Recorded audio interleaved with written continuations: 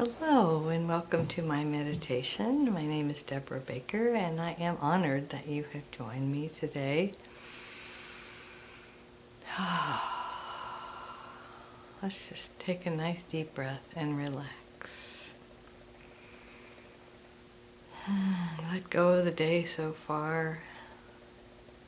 Let go of anything that might be on your mind. So we are now on our 10th meditation in the series on the 12th step. So we're in the home stretch here. And the 10th step is continue to take personal inventory, and when we were wrong, promptly admitted it. So the 4th step was about personal inventory, and 5, 6, and 7 were about kind of what you do with the inventory. So let's begin by relaxing our bodies, and I apologize for the froggy voice. I'm getting over this virus that I've had for like 10 days now. I'm over it. And I'm getting over it physically. It's almost gone.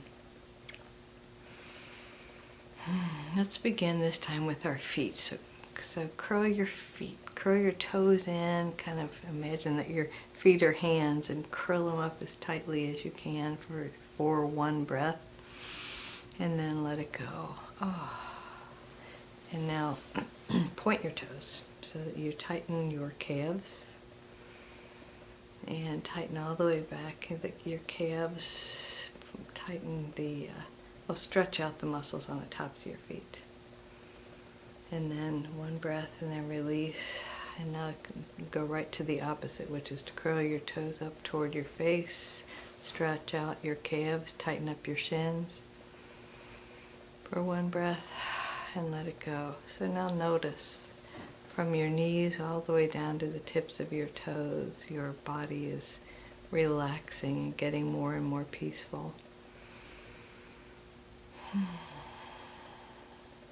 And now in order to we can't really relax the knees, so let's do this kind of full leg thing where you take your legs and you push them together for a breath, and then let it go. We haven't really done inner legs yet. So now we will do our hamstrings, the backs of the tops of our legs. So however that works for you, if you want to just kind of imagine tightening the backs of your upper legs, and then let it go. And then to tighten your quads, sometimes it helps to just straighten your legs up, pull your lower legs up so that you're engaging those muscles in the fronts of your quads.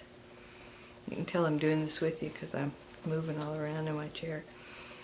So just tighten up your quads for a second, nice deep breath, and let it go. And now notice, not only is your body relaxing from the tops of your legs down, but you can feel the blood flow increasing, getting nice and warm, which you can tell by the way I'm bundled up. It is cold and rainy in Kansas here today. I hope it's a nice sunny day where you are, or when you listen to this. Now let's shift to our hands. So pull your hands, tighten your fists for a breath, and then let it go.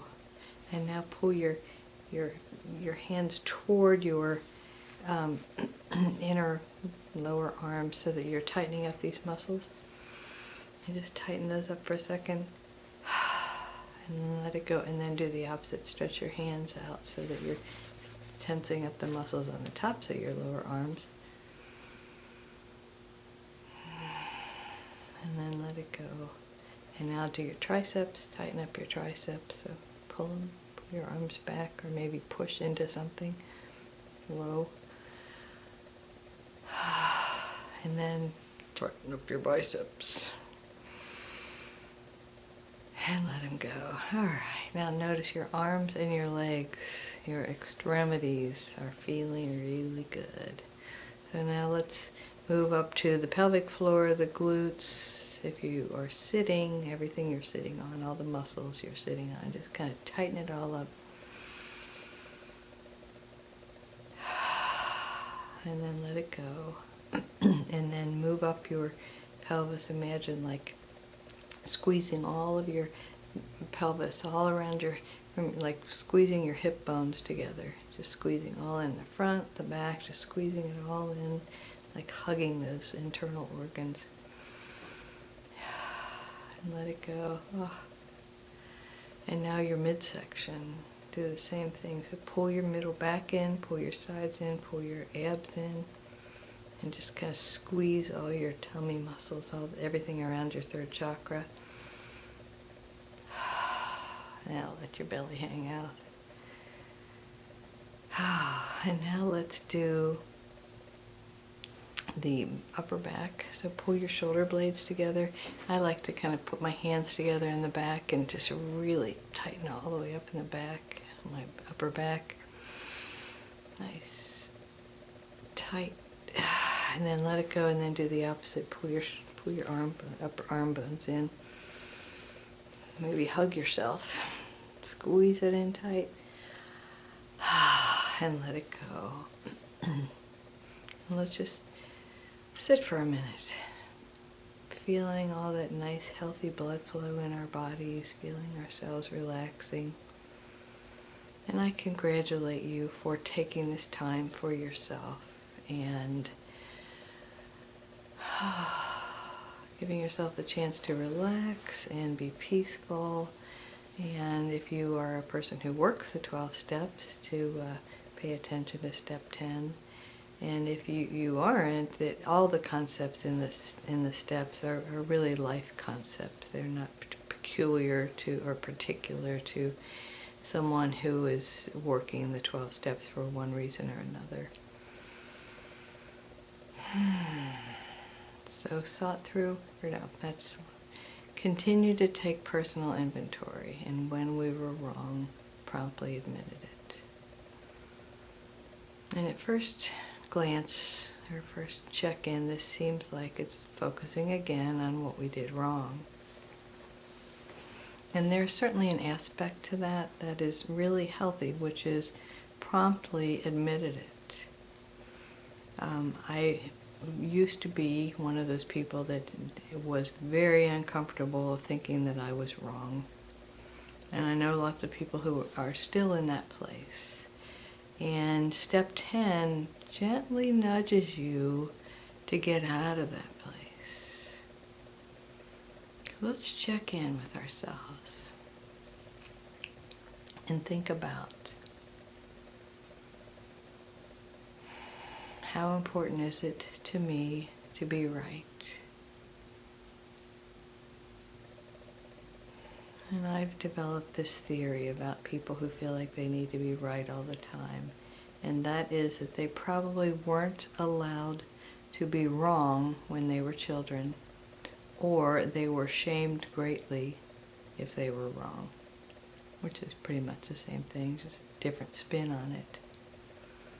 So if you find that you are one of those people who really feels uncomfortable with being wrong, I invite you to forgive yourself for that and to recognize that that probably was planted in you long before you had, long before you reached the age of reason, long before you were able to make sense of that.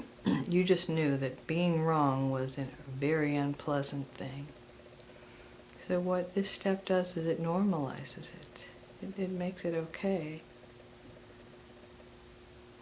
I wrote in a section of my book, and I can't remember what it was referring to, but it was about a time in my life when I had taught my children, my 3 daughters, to expect that I wasn't wrong. That I was always right, because that's how I was raised. And oh my goodness, my parents didn't admit that they were wrong. And so I remember one of my girls saying, "You were wrong, Mommy." And I knew enough to say to her, "Mommy was wrong, and it's not the first time, and it won't be the last." So let's get used to that. And it was so very freeing to admit I was wrong, to make it okay to be wrong, and then to know that life goes on when I'm wrong. And sometimes I need to just admit it to myself. I think the biggest lies we tell are to ourselves. And I think the biggest lie of those is, I'm okay. And so when I look back on times when I tried so hard to convince myself that I was okay, and I wasn't, the sooner I arrived at that I was wrong, sorry about the interruption. So we're talking about being wrong and how when we allow ourselves to be okay with being wrong and recognizing when we lie to ourselves and we're trying to live up to either our own or someone else's expectation of us, it often doesn't end well. And so the idea of when we were wrong, promptly admitted it means I get to move on from whatever it is, whatever happened that didn't go as planned. I can move on from it. I don't have to stay there. Like the decision to allow this dog to be up on my lap just now, I'm going to have to make a new decision, which is that she has to get down. Good night. There you go. Let's see. Get down. Good girl. Lay down. Sit. Sit. Good girl. We'll see how long that lasts.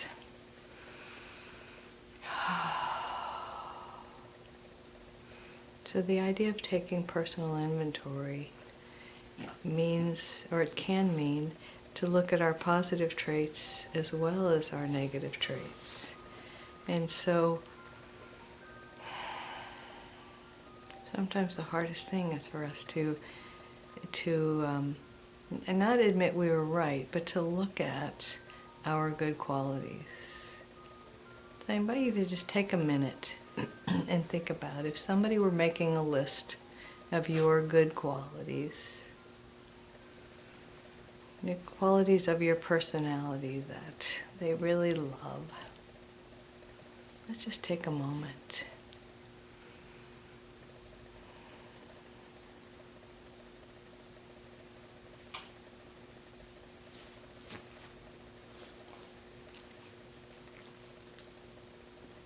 I would suspect that people find you kind and loving. They find you generous.